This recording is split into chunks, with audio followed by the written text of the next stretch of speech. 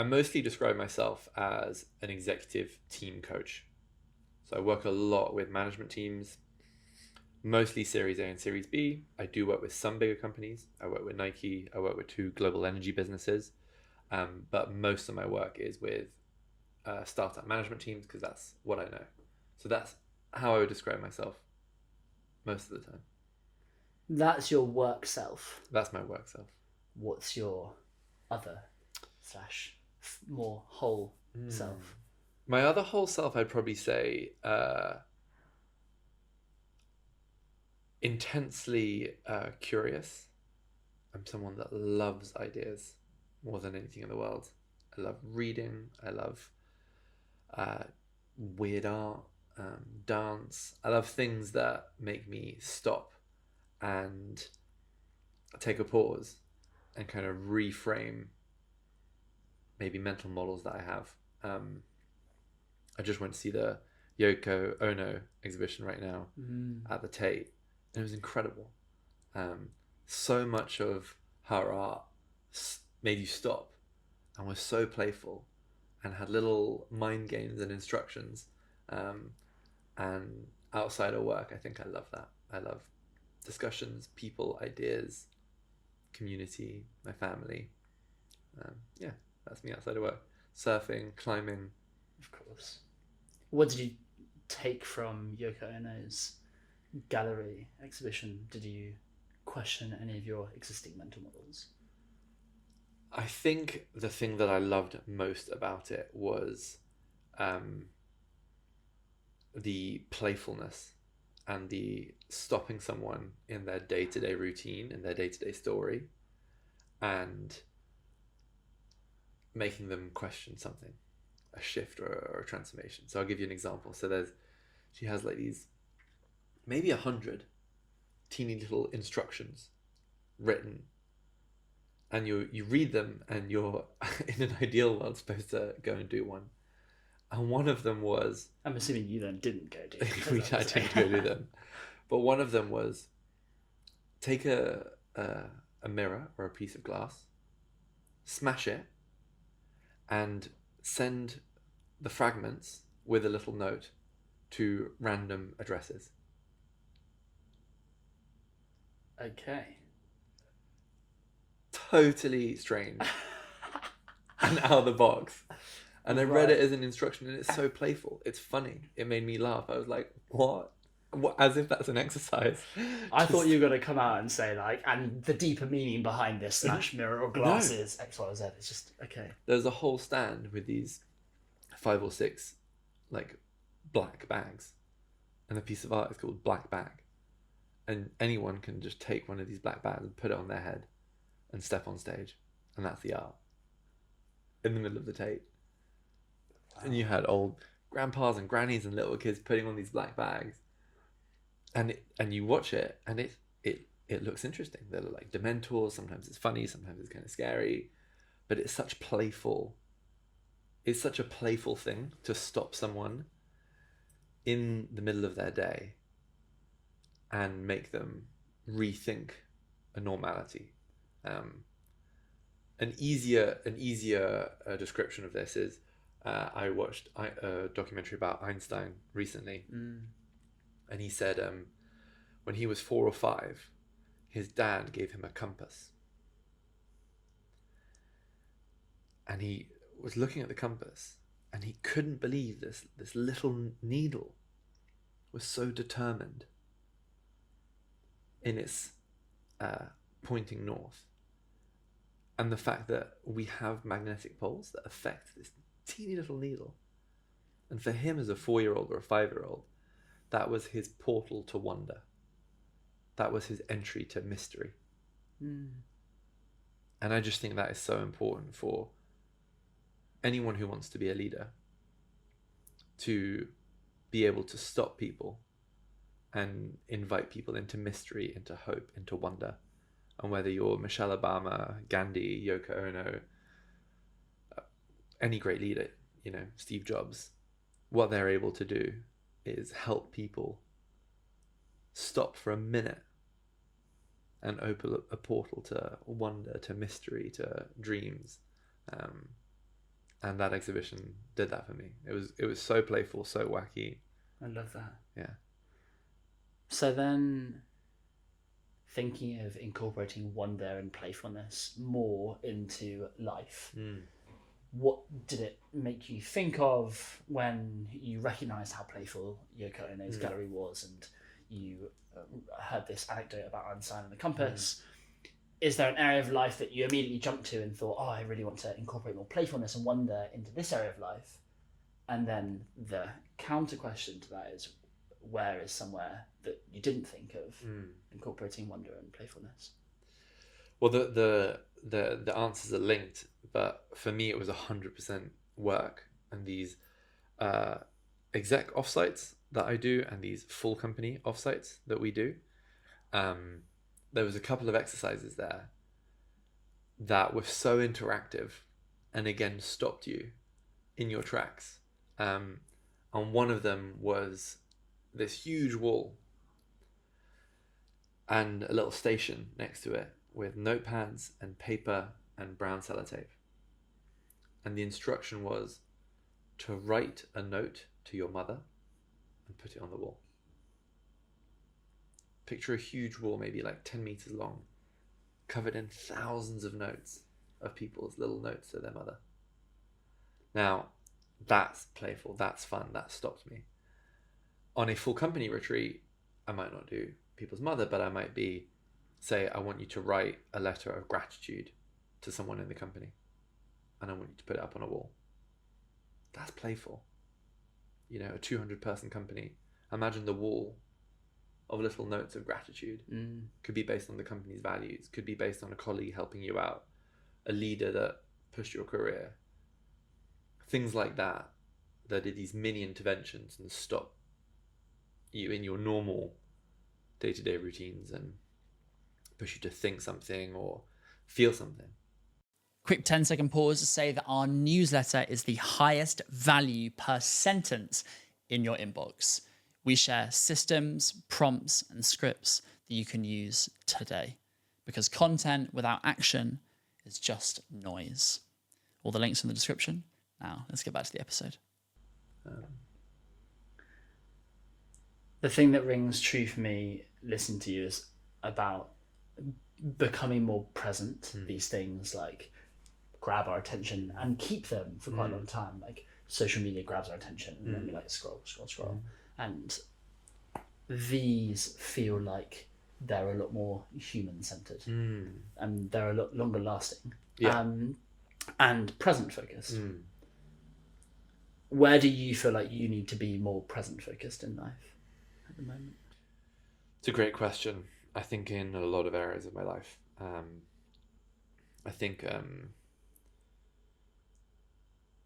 you were there when I did the Science of Happiness talk. At a founders event. But this idea of I'll be happy when is still present in me. I've built a fantastic coaching practice. I'm financially stable after having sold my old company. I have a brilliant partner. And yet still, instead of being like, Sam, just enjoy right now, my brain very quickly projects to, how can you do more? What are the other great coaches that you admire that you'd like to work with? What are the bigger events that you'd like to do? CEO summits. How could you give back more? So very, very quickly, my brain loves to future project. I think it's one of my superpowers. I love visioning. I love future projections. I love planning. But it does take away a lot from just being grateful for what you have, enjoying where you are, enjoying the present moment, and the playfulness of life. You know, it doesn't have to be so serious, which sometimes business or can feel like that. Business, startups, growth can feel quite serious. So it's a great reminder for me, all these things, to apply it more in my life, you know, and have a bit of fun. As you can see, even in this interview, I'm quite serious and I'm quite deep and I like to get into it, which is great. But I have to remind myself to be present, and be light. I feel like a lot of these things are not because we don't want to be present, but maybe because our design of how we spend our time or our environment actually isn't like suited to making us present. And this is where like this whole like wonder and playfulness I feel is just like it's such a great forcing function. And how often do we actually incorporate that into our daily lives? Like pretty rarely, for at least most of the people in our cycles, I'm assuming. So it's a very good reminder. I'd love to come back to what you were talking about, your own coaching journey, and we'll touch on that slightly later. But tell us about Pollinate's brief history, and then your leadership coaching now. Can you give us an overview of those two? I suppose it's a whistle-stop tour of your career. You can throw in PwC in there as well if you want. Yeah, so I've always been kind of very entrepreneurial from a young age. I finding ways to make money and things work in France. I don't know if you had it in England, but I grew up in France, all the way back. Grew up in France. Mum's a Russian Jew. Dad was Irish, but adopted by an English family. So I feel very international. I'm not religiously Jewish, so I don't feel really that part of the Jewish community. I never lived in Russia, don't speak Russian, so I don't feel very Russian. In France, they called me l'anglais, so I wasn't French. In England, I was foreign, so I feel very international. Set up a few businesses, set up a ticketing business at university, joined the big bad world of consulting that you mentioned briefly, and like all overly confident 25-year-olds, I thought I could do this way better myself. None of these big organizations know what they're doing when it comes to innovation and startups and gathering ideas. Very overly confident. But set up a company called Pollinate, which was a B2B software platform for very big companies to collect their employees' ideas, assess them, and then really track how they invest in those ideas and track how they progress. So like a portfolio management tool, but also kind of an idea gathering tool. On the side of that, we also had a consultancy to help implement the tool. So people would buy the software and the consultancy. I really, really enjoyed running that as a business. I had brilliant co-founders, Tom and John. But the story I always say is for the first 2 years, there's some things I did well. As CEO, we grew quite quickly to 20 people, maybe a couple million in revenue, but there's some things I did badly. And I'd probably watched one too many kind of Steve Jobs, Elon Musk, push through boundaries and be a ruthless leader. And 2.5 years in, our management team was more of a collection of individuals. There wasn't that much togetherness. My co-founder and I probably had some like conflict, some unresolved conflict. And I really just wasn't enjoying my job. And I was very, very resistant to the idea of any coaching. I thought it was, woo-woo, talking about my feelings, not interested at all. Someone who I lived with at the time called Hal, who runs a really cool company called Unmade. He had a coach. He was CEO of a much bigger business. It was kind of 60, 70 people. And he said, look, you should get a coach, try it. So I trusted him, tried it. And for me, it was completely transformational. There was so much about who I was as a leader that I didn't know about. I learned a lot about my relationship with conflict that you mentioned earlier, my relationship with empathy, when I had it and when I didn't, and why. And a lot of this all wrapped into me losing my dad when I was 15. I know you lost your dad as well. And these big life events, although we want to like park them to the side, they of course affect who you are as a leader. And many of your blind spots as a leader, as a manager, will be held within these big life events that you've had. Unless you analyze them, it's very, very hard to progress. So I spent a lot of time yeah, with the exec coach, we had a management team coach. We used Sanctus to get everyone a coach in the organization. And I really did become quite obsessed with this idea of high-performing teams. What creates high-performing teams? What creates a high-performing individual? And it turns out there's a lot of research there. A lot of research. Not anecdotal research, proper research.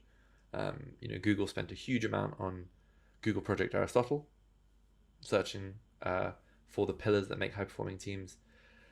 And yeah, I became obsessed with it, and I absolutely loved it, both in business and in sport. Again, there are sports teams that have all the money in the world, and somehow it doesn't click. Sorry to the Chelsea fans out there. Looking at one, right? And actually, Manchester United last year had the most expensive squad in history. Yeah. And some sports teams are underfunded and doing brilliantly. Mm-hmm. So what is going on there in the high-performing teams? And I just find that incredibly fascinating. And it definitely changed me. It changed our management team.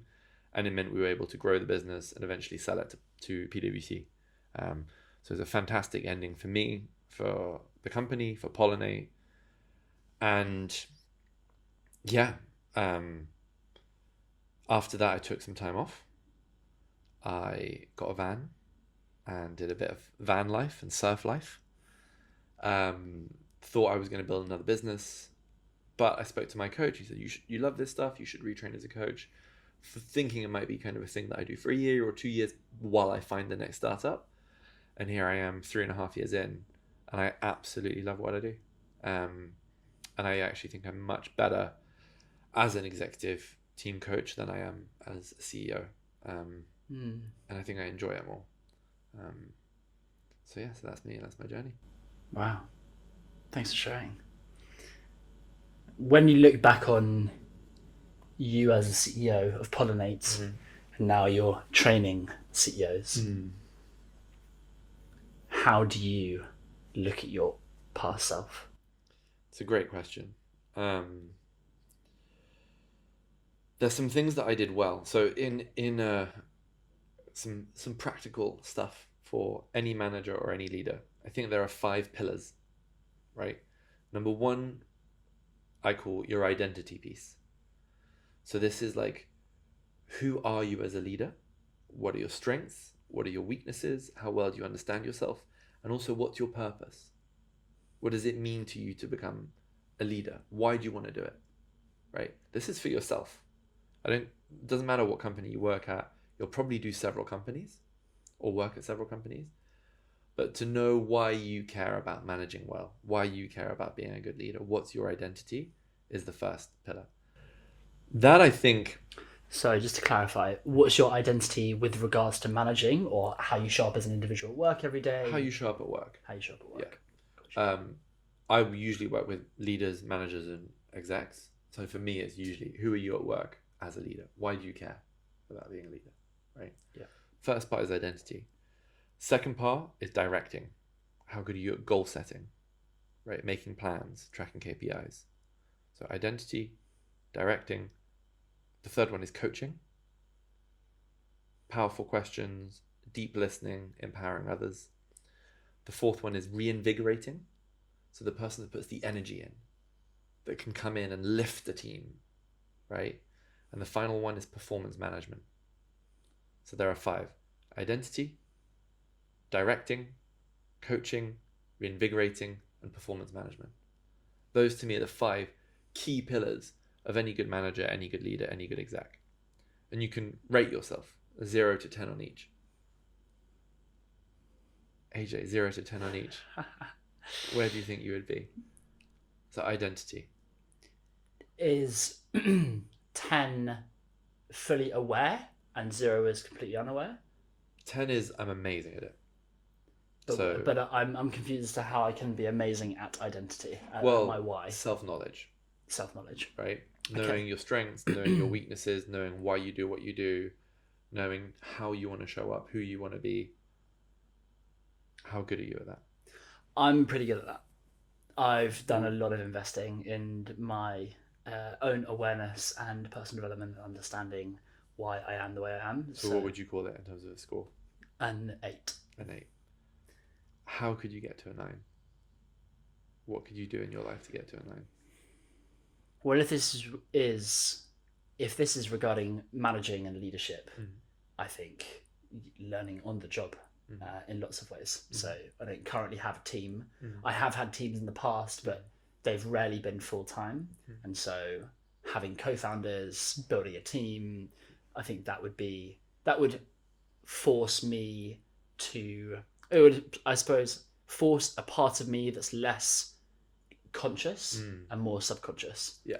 That then will highlight things that I won't see when I'm just like really trying to dig into myself and coaching and therapy. Yeah.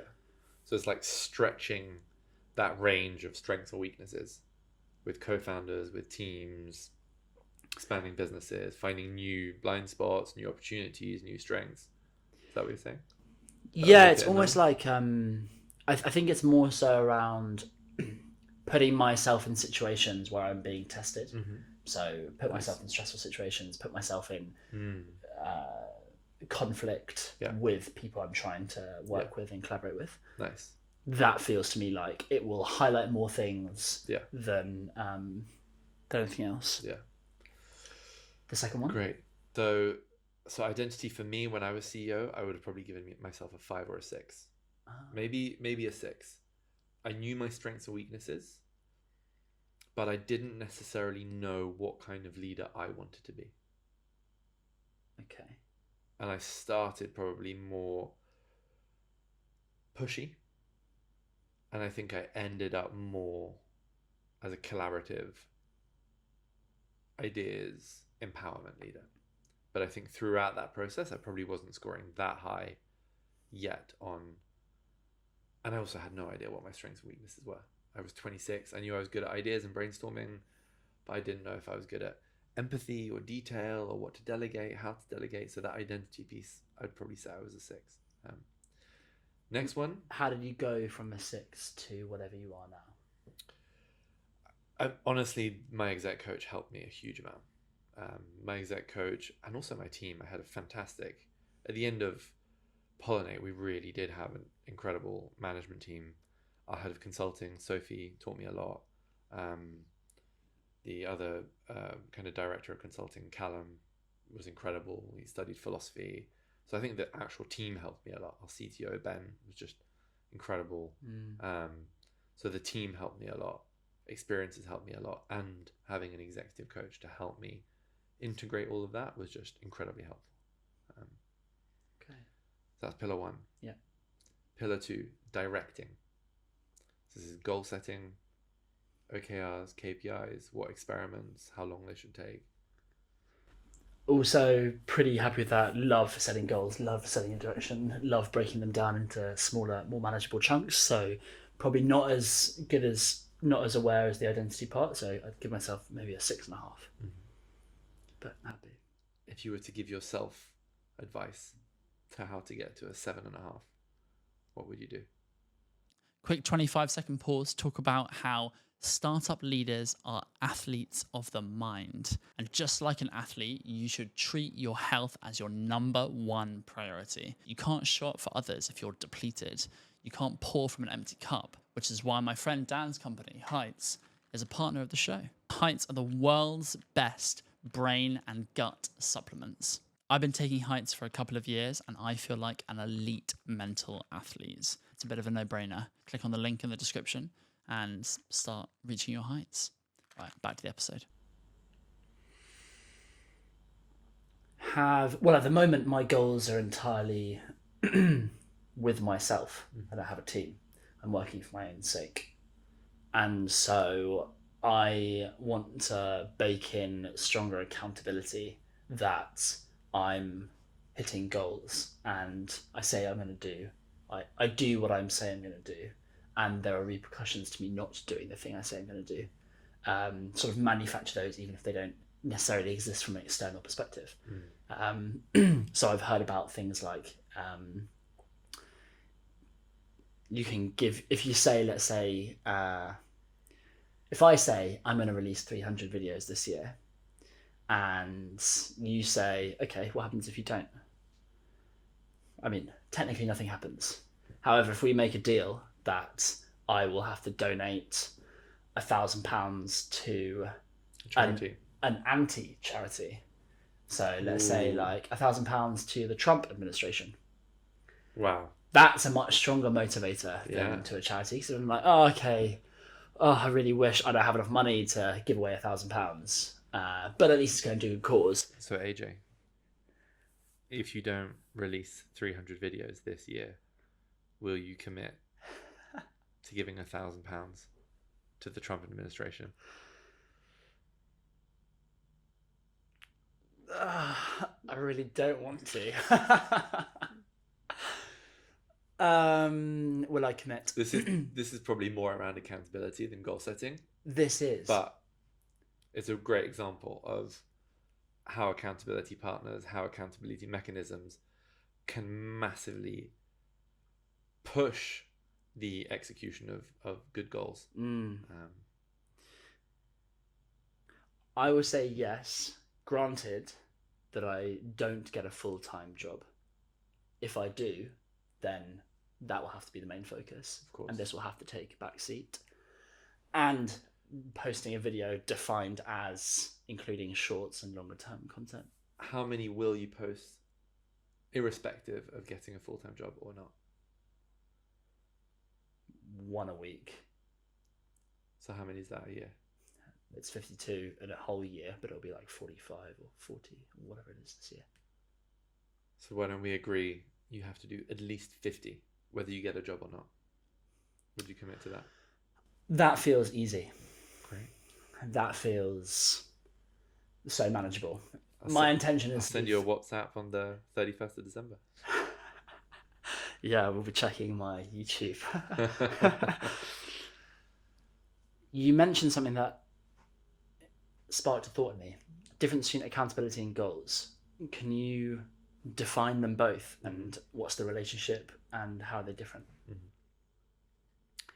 For me, goal setting is really the forward task of like directing a team. The accountability part often sits more in performance management. So if someone is regularly hitting their goals, they're performing well. You've set a direction, 300 videos, and the performance management is, hey AJ, how are you doing? We agreed this goal. Are the videos good? Are we on track for the 300? Like, are you happy with your performance? Am I happy with your performance if I was a leader or a manager? And that's kind of a performance management section. Yeah. I'm so happy you're my manager now. Take so much weight off my shoulders. Exactly. Perfect. So yeah, goal setting really is direction. What do we want to do this year? Why? What's realistic? How are we going to organize our time, our resources, our capital? All of that stuff is strategy. It's the most important thing that you could do as a startup.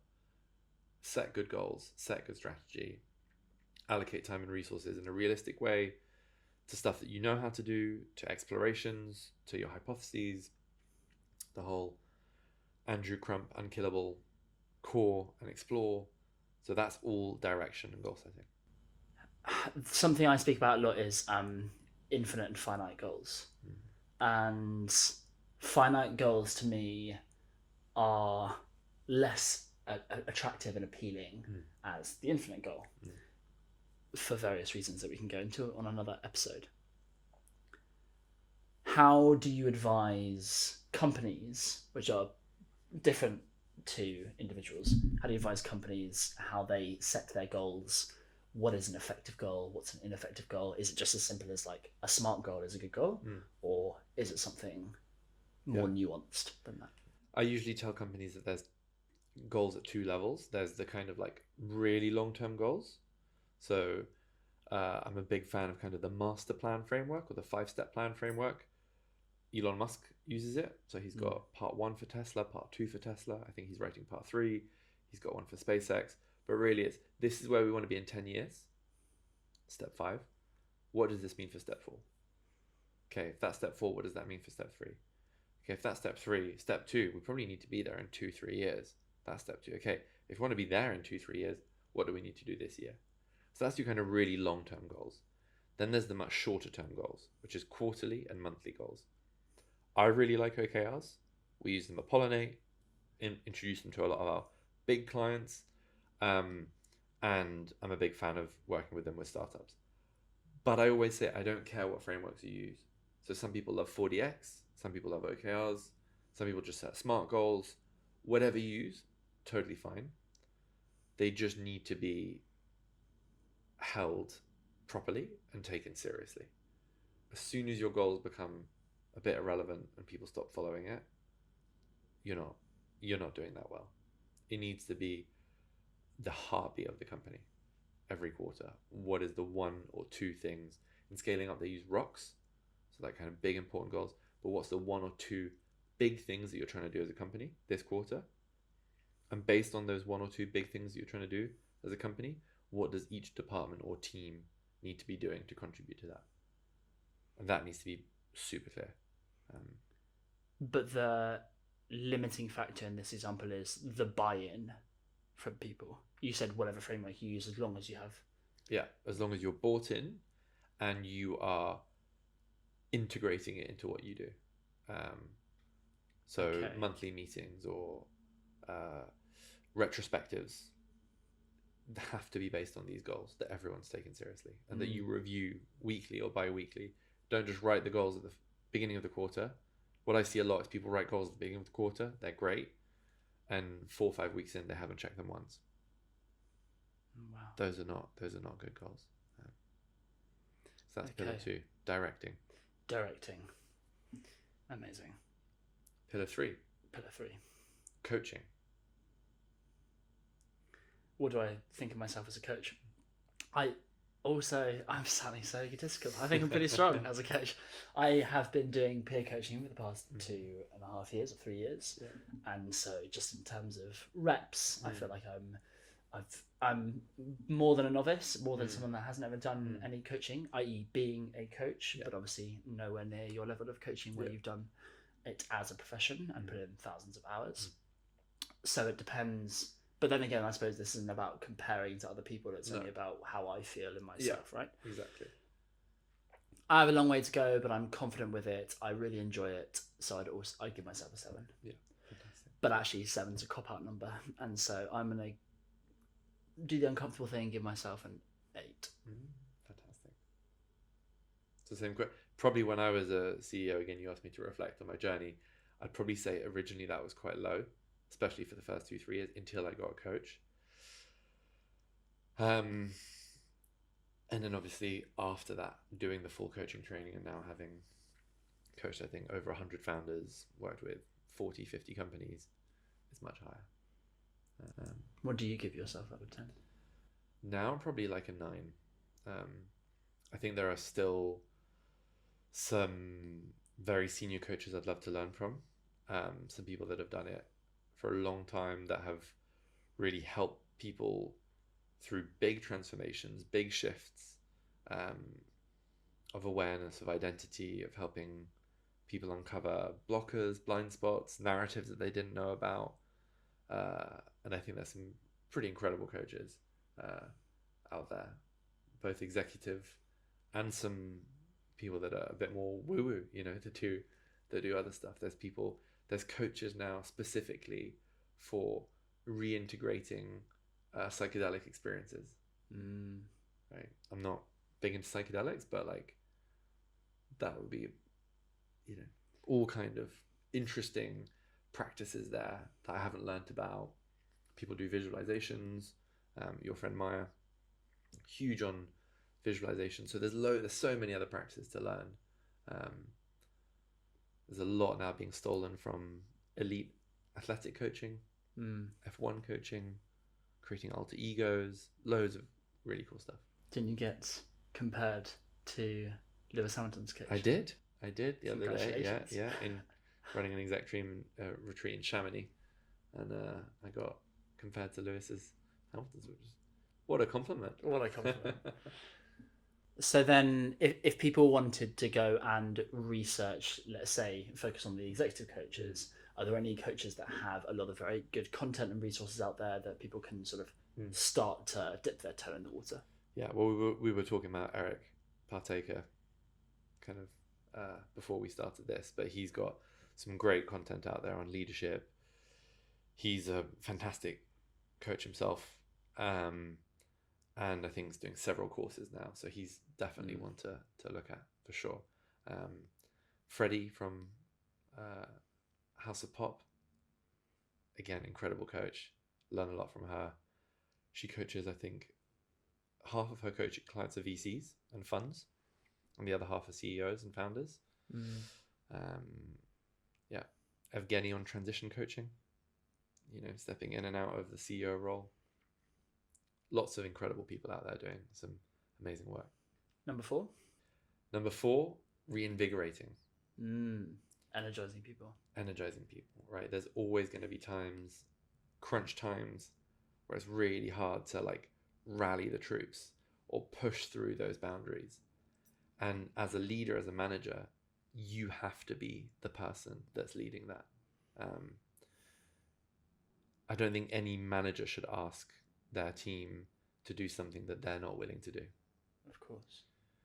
So that re-energizing is, sometimes it's the uplifting, positive speech. Sometimes it's the call to arms, the kind of Churchill character.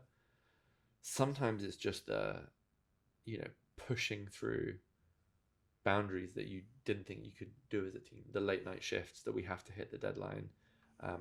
But that re-energizing person at the front, really just leading the charge on the troops, is important, and it's a skill. As you're speaking, I was thinking of examples of each of those. The late night shift is like Elon through and through, right? The energizer, high energy, feels like a Jordan Belfort kind of character. And then you mentioned Winston Churchill. Yeah, or you have the Steve Jobs, right? Really making people dream. We can make a dent in the universe. He believed it with so much conviction that other people believed it also. They always talk about that Steve Jobs reality distortion. He believed it so fully with all his single cells and atoms that it made other people believe that it was possible. So there's many different kinds, and there's a whole framework around like, what kind of re-energizer are you? What are the tools that you have as a manager on your belt? You have a hammer, a wrench, a screwdriver. What tool are you going to use if it's late at night, or if there's a deadline, or if people need a lift? What do you have access to as a manager, as a leader, to re-energize or reinvigorate a team? You just type in energizer. I think if you typed in how to inspire a team, or how to reinvigorate a team, or different kinds of leaders, there's lots online. Again, Eric's got some cool infographics on like I think it's the 9 different kind of leaders. How are you reinvigorating? How are you inspiring that team?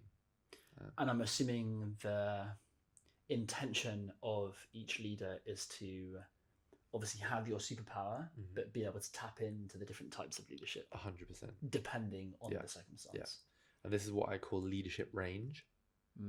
Right? How big is your range? So some people pick something and they think that's their superpower and they stick to that. That's not very big range. You're just using the same tricks. So can you switch between the one-on-one super personal empowerment person that lets other people fail, to Churchill front of the troops, to Elon, to Jobs? Can you context switch and switch leadership styles depending on what your team need? That's leadership range. And the really good people are able to switch and use different tools at different times. This actually feels more like a mental model for life in general. Absolutely. Actually, in our relationships, we need to be different people at different times. 100%. In our working days, we need to be different people at different times. 100%. When we exercise, whatever. Yeah. So that feels like a really powerful model to learn or become aware of, at least first. With the within the reinvigorating, I often talk of 3 kind of little scales that you can measure yourself on, and it's aliveness, connection, and fierce courage. Okay. Aliveness is like how much physical energy are you bringing? How alive are you when you're speaking to people? Connection is how deeply do you know your team or one-on-one. That will inspire people, it'll reinvigorate people if there's good connection between you and them. And the last one is fierce courage, which is, do you say it as it is? Right? We need to hit this deadline because we're going to run out of money, or we've promised investors. Tell people honest feedback. This isn't good enough. I know that you can do better. Or fierce courage to be yourself, or to put yourself out there, or to be silly, ask a silly question. I think if you're 10 out of 10 on aliveness, 10 out of 10 on connection, and 10 out of 10 on fierce courage, you will be reinvigorating your team quite substantially. This reminds me of this challenge that I had when running Founders, which was a lesson I learned about what information you should share at what time, which you prompted this thought by saying, we need to hit this deadline because we run out of money, which is often like a contentious topic for founders to talk about with their employees or not. Should you tell them? Should you not tell them?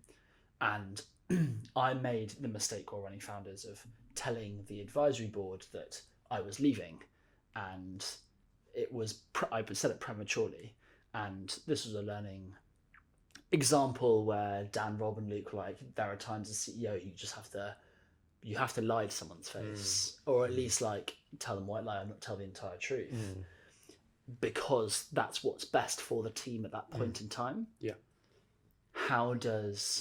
Did you say it was called fierce courage? Yeah. How does fierce courage tap into this balance of sharing information versus not?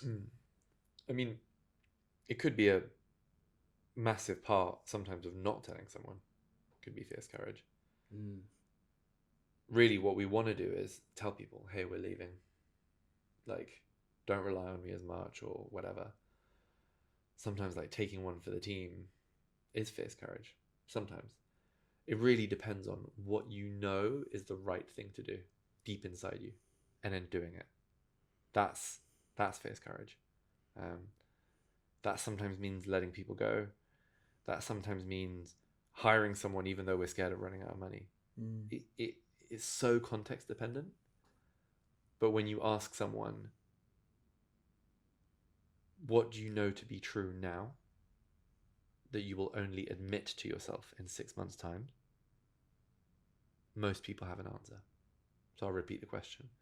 What do you know to be true today that you will only admit to yourself in 6 months' time? So the classic example is someone's dating someone, it's not going that well, or maybe then they have doubts. And if you really press them, what do you know to be true now? You will get people that be like, I should break up with this person. But they'll only admit to themselves 6 months down the line that their relationship's not in a good place. That's an example. At work, we have this all the time.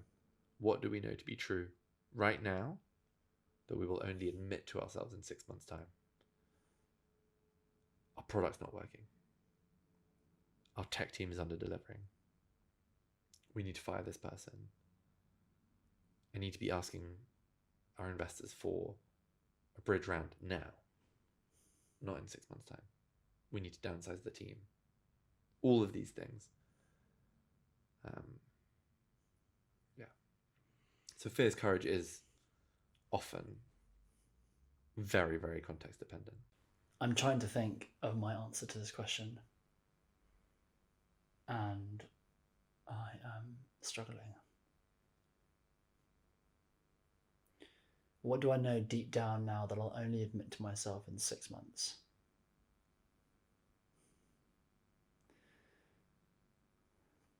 That maybe I'm a bit of like a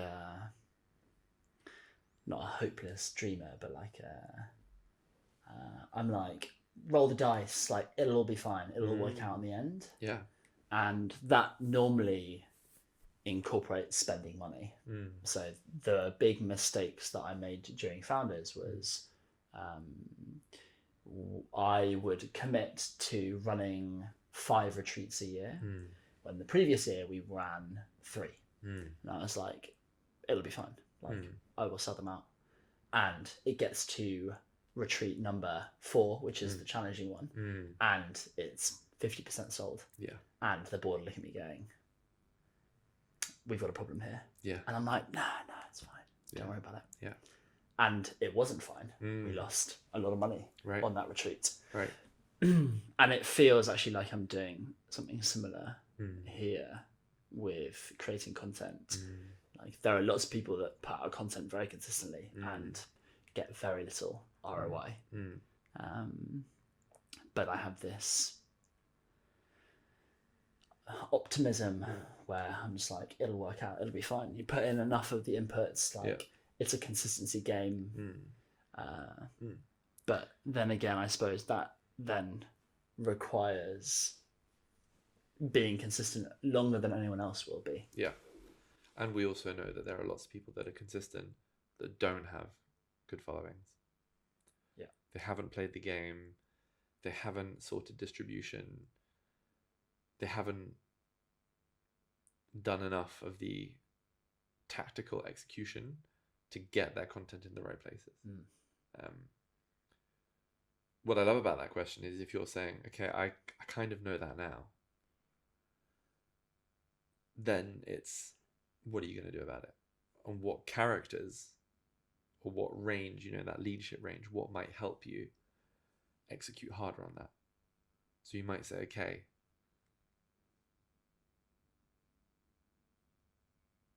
you mentioned Musk, right? Who's the Musk in you, and how is he going to make sure that that content is seen by lots of people? It's kind of who's the inner McKinsey, completely undreamer, right? No hope, but it is purely mathematical. And they know that if they do this, that means this, and that means that, based on numbers and calculations. I resonate more with the Musk example or analogy because I've just finished his book. And that, if I was embodying him, it would be a case of like working longer. I know what is needed to be done. Right. It's just a case of like, you've got to churn it out and you've got to be ruthless about how you experiment with content, how you tweak it each time, how I reach out to guests, all these different things, right? Right. And it's often a case of like, how am I writing scripts? How am I crafting the storyline, etc. And it feels like I'm behind already, and I haven't even released a video yet. Right. Which is crazy. Yeah. And so then it's a case of just like putting in more hours, but also then working smart. But then again, I don't know if he encapsulates working smart. He very much encapsulates like working super hard, and he's a natural genius.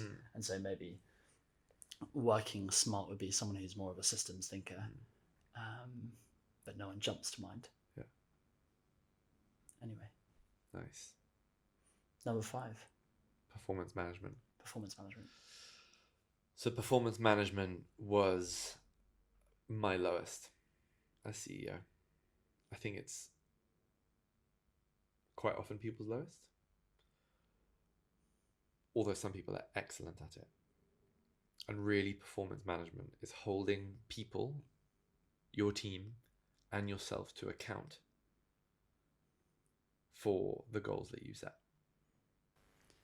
Any specific way that you found to be most effective for, let's assume they're a manager holding their direct reports to account?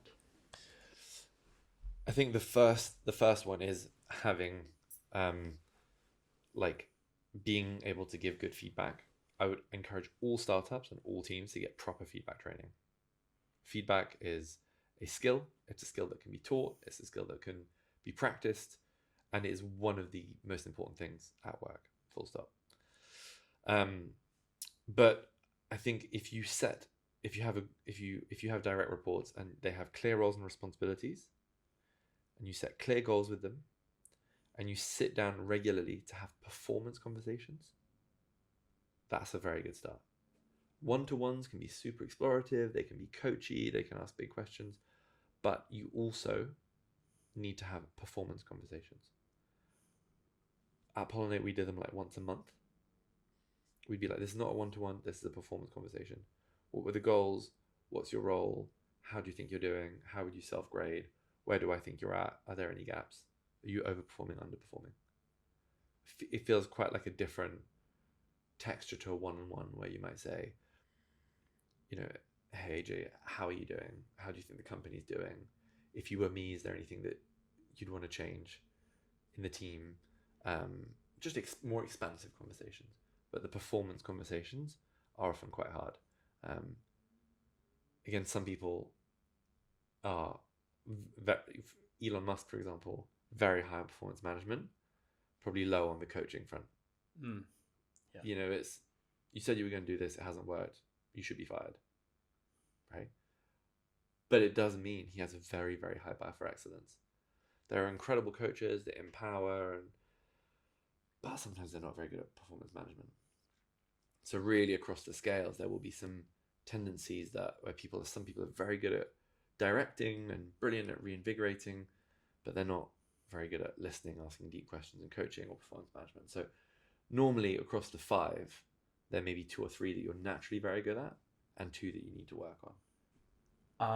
I'd love to touch on something you mentioned, which talking about one-to-ones, or just more so like a structure of how you manage someone. Do you have, if you were to start a company tomorrow, you've got 5 people, 3 of them are your direct reports, how are you structuring your relationship with them? So the best articulation of one-to-ones I ever read was Ben Horowitz one-to-ones in Hard Things About Hard Things. The one-to-one is owned by the direct report, not by the manager. Okay. There's a list of, I think, 10 questions that he says, give to your direct report, give them the 10 questions, and they need to come prepped to the one-to-one. This is their meeting. So at the end of Pollinate, the one-to-one were owned by the direct reports. And they would prep, they would have actions, they would have follow-ups. When I read that, it was kind of quite a shifting moment. And I think it's brilliant. I think it's incredibly effective. So you have your one-to-ones, you have your performance reviews. Are there any other significant touch points? Roles and responsibilities, incredibly important. That's a meeting. It's more of a structure or a document. Okay. Do you have very clear roles and responsibilities? Again, you will be surprised by how many companies, teams, startups don't have clear roles and responsibilities. They should be in a folder that everyone can have access to. I should be able to check anyone in the company, what's your role description, role and responsibility. So roles and responsibilities, performance conversations, regular one-on-ones, promotion pathways, or like what does the next stage of your career look like? Like maybe you're a product manager 1 right now. What does a product manager level 2 look like? So that you're aware of the skills gaps to get there. And then I would say, ideally, once or twice a year, proper performance assessment that dictate bonuses or promotions, have some kind of proper feedback 360 mechanisms above and below. Those are the core things that I would say.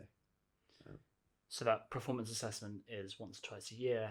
Your one-to-ones are once a week, once every fortnight. Once every fortnight. For me, I did them, but some people do them every week. The performance review, regular one, once a month. Yeah, once a month, yeah. Roles and responsibilities on a doc. And that was it, right? Yeah. Did you do all of those things when you were running a team? Absolutely not. No chance. Had some calls when we needed to get stuff done. Yeah. And I said, and I micromanaged. Yeah. I was like, I don't think we micromanaged because it was often remote teams, but I said, this is what we're going to do. This is what you're going to do. Bang, bang, bang, bang, bang. Step 1, 2, 3, 4. Do you understand? Yes. Cool. See you tomorrow. And it wasn't proper managing at all. So I would be very excited to test how I manage now, which I hope would be very different, but also it would shine a light on these own scores that I've given myself as to what do I rate myself out of 10 in each of these 5 pillars. because I think I'm a bit naive at the moment with what scores I think I would give myself. Yeah. Because it hasn't been tested in long enough. Yeah. And the skill gets harder the busier you are.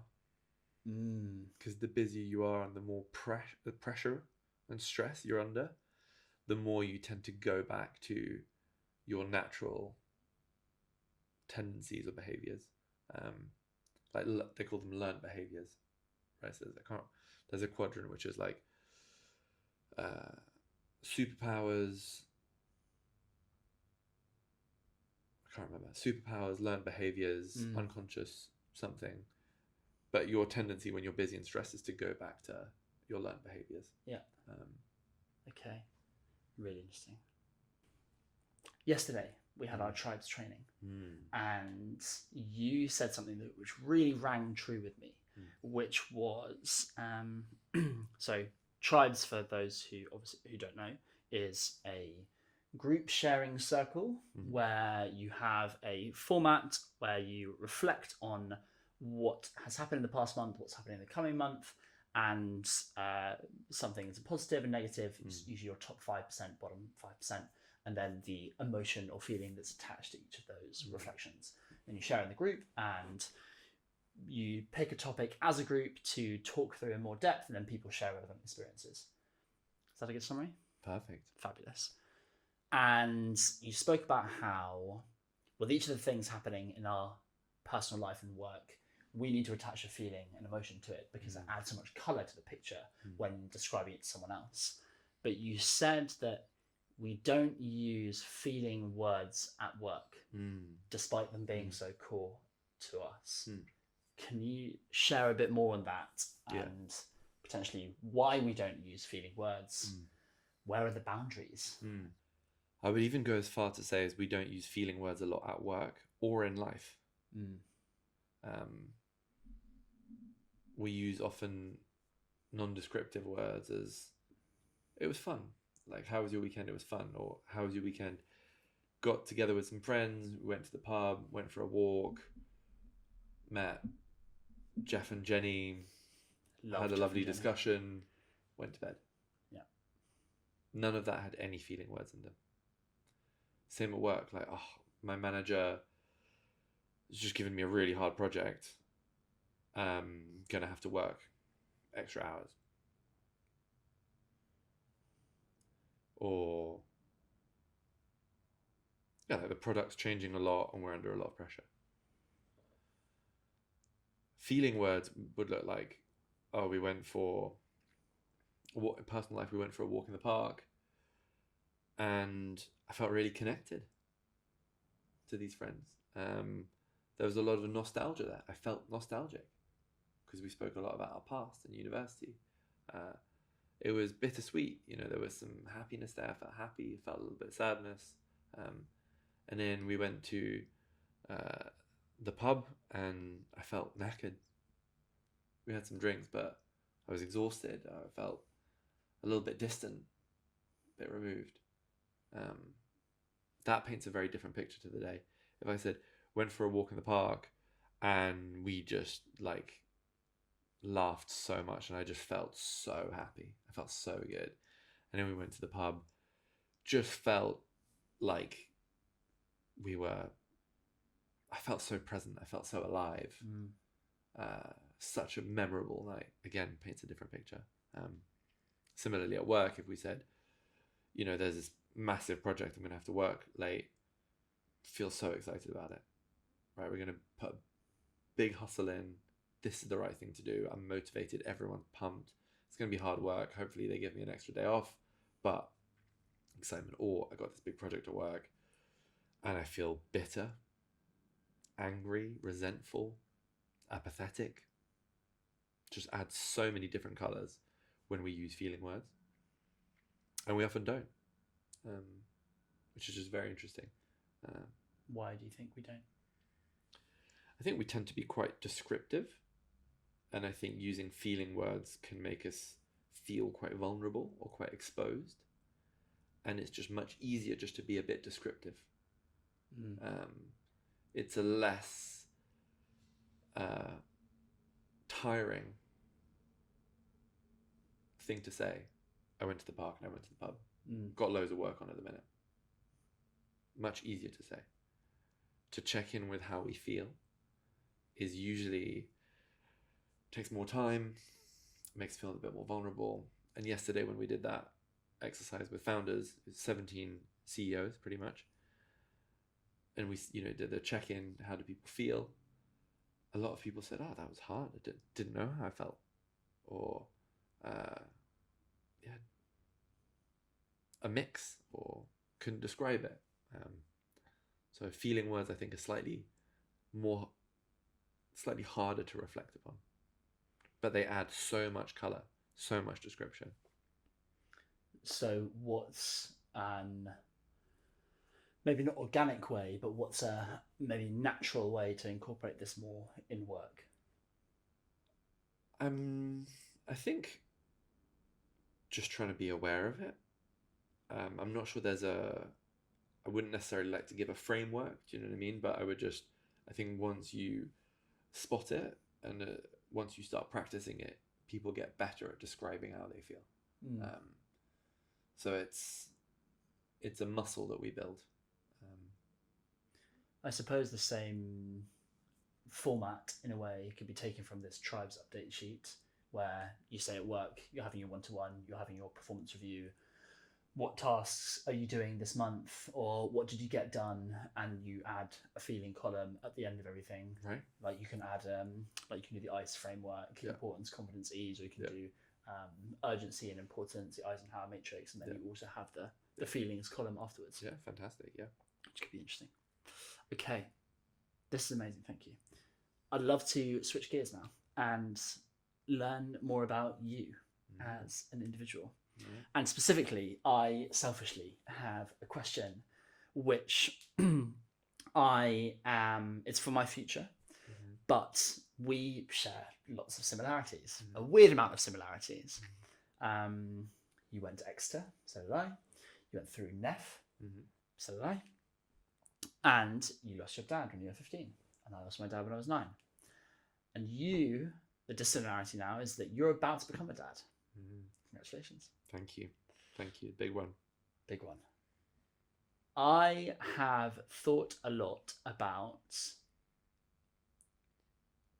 what does me having lost my dad, what impact does that have on me becoming a dad, or how I interact as a dad, or even maybe more suitably how I interact at work. I'd love to hear your reflections on how that loss has impacted your life, specifically with fatherhood, but also being a leader, being a manager. I think with the manager and leader stuff first, I think the thing that I definitely had before was just I felt so short on time because I could not imagine living past 43, which is when my dad died. My dad died at 42. Right. So do you have this mental barrier as well? Where you're this is something that I actually was in one of my therapy sessions where I hadn't thought about it until my therapist, she told me, she said, what age did he die? And she said, you're trying to get everything done by 42. Right. Because that is in your mind when life could end. Yeah.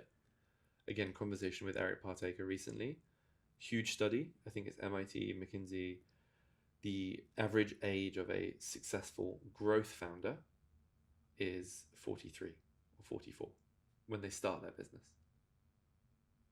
Wow. And this includes tech, by the way. We all have this vision of the tech CEO being 17. It's actually 40s, right? And I did an exercise with my coach, and it was picturing myself as a 65-year-old. And it was just incredibly difficult. Who would I be as a man, as a 65-year-old, with my wife, with my kids? What would I do? What would my habits be, my routines? So as you said, that trying to fit everything in now is the first thing. And then also having something to prove to someone around someone being proud of you or success. So that's affected a lot, the kind of leadership stuff. And the other one is empathy. in that, for me, I think what I considered hard for a long time was losing my dad. That was what I considered hard. So someone said, I'm scared of giving a presentation or scared of firing someone. I would say, that's not hard. That's actually me lacking empathy. Because for them, it is hard. Yeah. And you can't ignore that. If someone feels scared about it, because it is quite scary firing someone for the first time. Just saying, oh, that's not hard, no one's dying, is actually an incredibly unhelpful comment for who you are managing. So that's 3 ways it affected me as a leader. That's a very useful practical example with the empathy side. In conversation, it's very easy to come out. But practically, how did the feeling of time scarcity show up in the workplace? What did that look like? I think thinking 2 days a quarter as a management team to go away and have an offsite, we don't have time for that. Actually, that is the most important thing to do as an exec team. 2 days, just the 5 or 8 of you, every quarter. If you read the 5 dysfunctions of a team, that is what they suggest. In the US, executive team offsites are the norm. They are the norm. It's where all the important decisions happen, where you have deep time to work out goals, strategy, where you're going. I just felt like 2 days. We should be working, doing BD, selling, coding. And I think that was the feeling of lack of time, feeling time poor. Can be good, but you also need time to think and to spend time with your people and to work late at night and to, have big debates and arguments about direction, and that is important time. And so then as a father, we're having a little girl. Congrats. Thank you very much. And in a way, because I had a little sister, that feels less alien. I'm kind of used to being there for Maya. And that father-daughter relationship, somehow I can hold without too much baggage being brought baggage. I think if ever we have a son, that'll be interesting. Who are you as a father to a son? Is there a different dynamic? There might not be, but people say there is, between dads and daughters and dads and sons. I think a lot of people I know, friends that I know, fathers and sons, so there's usually some kind of split. The son needs to become his own man and rejects the father, and so I think that would be an interesting dynamic that I'm would be a big blind spot. I have no idea how that would unfold, and I'm reading a great book right now called the book you wish your parents had read. Yeah, have you read that? I haven't, but No. It's on the list for when I plan parenthood. Right, yeah, it's fantastic. And one of the things that it says is you will often relive your childhood through your children. So when they are 5, memories of you being 5 will come up that you had forgotten. And you will relive certain traumas, I guess, or certain behaviors or certain patterns based on your childhood, which I just think is incredibly fascinating. So I think as a parent, I'm going to learn so much. And scary at the same time. Yeah. Depending on how your childhood was. Right, yeah. I also think a lot about having a little boy, and it feels like it would be very healing in a way. But then I catch myself and realise that's me having a child to be selfish, and that's me having a child for me. I've read quite a lot about this online, and I think the feeling of wanting to create what they call a mini-me is completely natural. Okay. they often say that it changes substantially when the kid is there. Right. When you see that they have their own personality and that you have a little effect, but they will develop to be who they're going to be. And I loved reading that. I think everyone, before they're having kids, they kind of imagine their relationship with their son or with their daughter, and really they're, men having boys and maybe women having a little girl, and mini-me's or other relationships that they've seen play out when they've been growing up. That's kind of what they're projecting. And of course, when you have the kid, that all goes out the window. And you can have a little boy who just wants to be a gamer and just wants to develop, and they're shy and they're not social like you, and they hate parties. And you'll be like, come on, let's go do community stuff. And you'll be like, Dad, what? So uncool. I just want to sit. And you might have a daughter that loves that stuff. And you're very aligned. And the personality of the kid will just, they will become who they become, irrespective of what you do and your parenting style. And that felt kind of quite freeing, I guess. Because whether you have a boy or a daughter, you have no idea. I might have a little girl that loves to surf and will do daddy-daughter surf trips, and have a little boy who hates the ocean and doesn't want to come surfing and thinks it's really lame and just wants to play football. And you cannot predict any of this. I think it's the ultimate lesson in letting go. I love that. In this illusion of control that we have, specifically as founders or execs, and specifically in the West, that we need to construct and control and predict, which is important, but as we know, in the world, that is just not often how things go. Quick pause to say, if this show has brought you some clarity, then hit subscribe so you don't miss the next one, because one insight at the right time can change everything. Plus, it fuels the show so I can keep on showing up for you. Right, let's get back to the episode. So then, what things within your control do you focus on? You can... The small stuff is huge, I've heard quite a lot of parents say your main job is to keep them alive, right? Literally. Mic drop.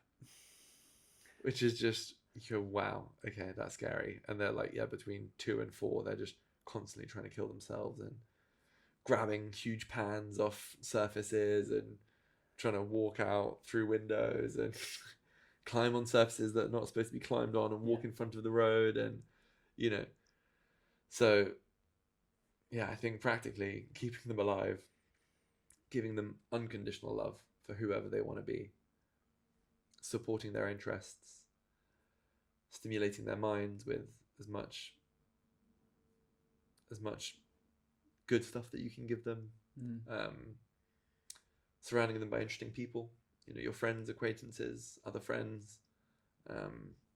I think in general, just showing up fully and being interested in them, I think is a great start. But that book, the book you wish your parents had read, has a lot in it. Amazing. I also often think about how I have opinions of how I was parented, both by my dad and by my mum, some of which are great, some of which are not so great. The other thing which seems to be a common trait is that people tend to repeat how they were parented. So with that in mind, how are you thinking about what you would intentionally repeat and what you intentionally won't? Things that I will definitely intentionally repeat is my parents, both dad and mum, were very free. I think they really gave Maya and I the opportunity to explore interests. Mum drove me 30 minutes each way, 35 minutes there, 35 minutes back, to play ice hockey when I was 13 or 14. It's a lot of driving, right? We drove my horse riding in the south of France. I played guitar. I played rugby. I just lots of interests, and we grew up in a teeny village. They were very bohemian, very encouraging. So that's something I would really keep, that sense of freedom, not too strict, not too pushy. That's something I would 100% encourage. Things I would change, quite hard to say actually. Very little. Maybe some of that's wrapped up as well in losing dad.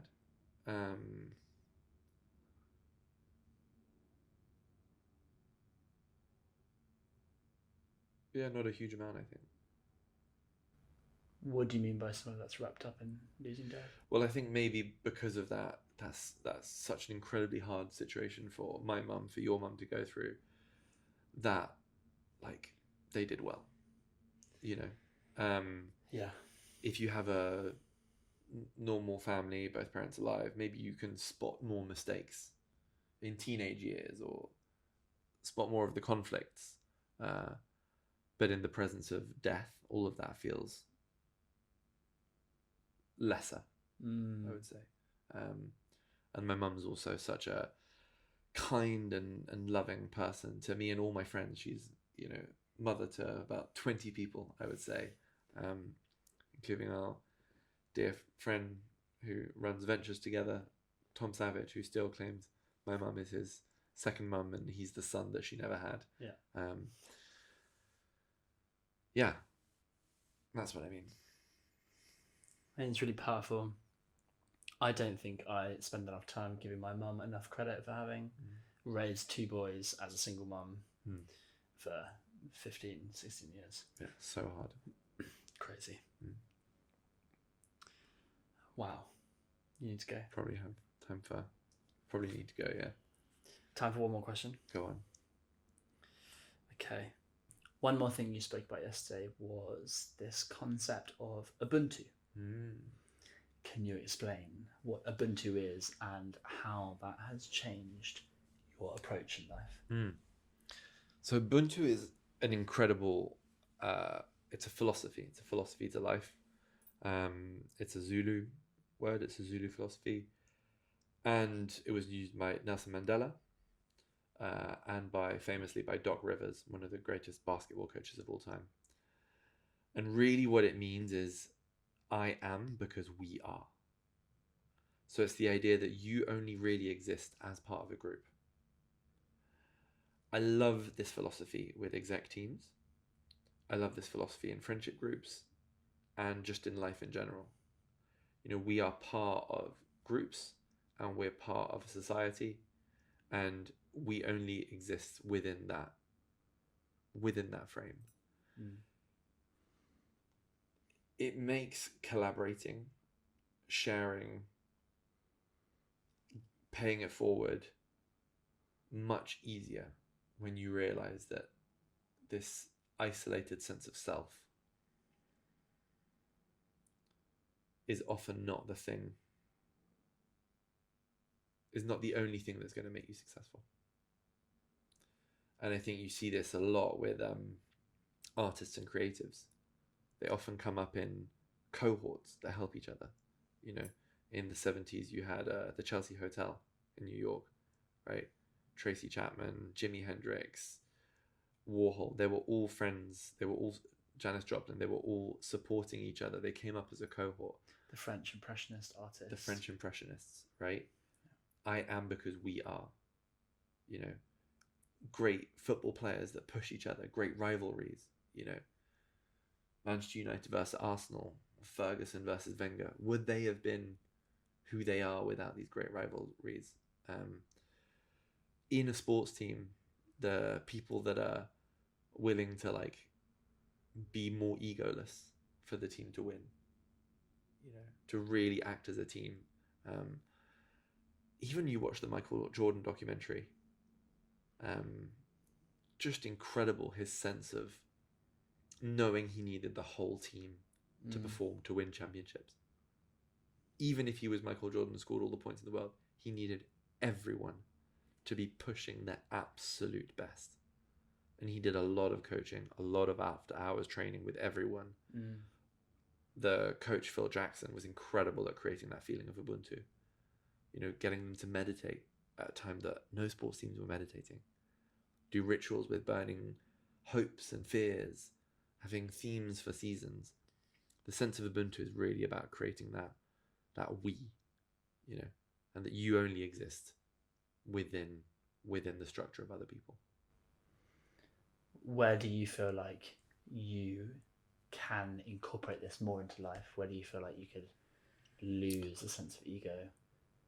Well, I feel like I'm talking a lot about collaborating with some of the great coaches I mentioned, and moving from a practice over the last 3 years where it's been, just me, where I've been a kind of one-man band, working with my sister, but just me, to working with other coaches and really sharing IP and sharing a philosophy around how leaders can grow, you know, the best leadership programs, the best approaches for exec teams.